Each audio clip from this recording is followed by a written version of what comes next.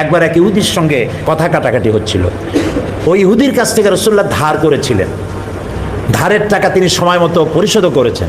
ইহুদি বলছে আমার টাকা দাও, রাসূল বলছেন আমি টাকা তোমাকে দিয়েছি, সে বলছে টাকা তুমি দাওনি। এই কথা কাটাকাটি হচ্ছে। একজন সাহাবী এসে জিজ্ঞেস করলেন, ইয়া রাসূলুল্লাহ এখানে কি হয়েছে? তিনি বললেন, এই লোকটা আমার কাছে টাকা পাইতো, আমি সময় মতো টাকা ফেরত দিছি, এখন সে বলছে টাকা ফেরত দেইনি।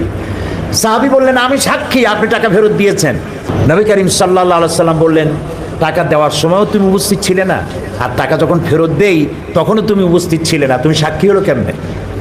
সাহাবী বললেন, ইয়া রাসূলুল্লাহ আমরা তো আল্লাহ চিনতাম না, আমরা দেখা কথাগুলোরে বিশ্বাস করতাম, আপনার কথায় এক অদেখা আল্লাহর উপর ঈমান এনেছি বা আপনার ধর্ম পরিত্যাগ করেছি।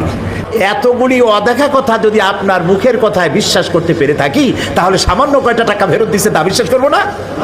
ইহুদি বলল, আপনি আমার টাকা ফেরত দিয়েছেন, আমি শুধু পরীক্ষা করলাম। আর ইহুদি রইলাম না।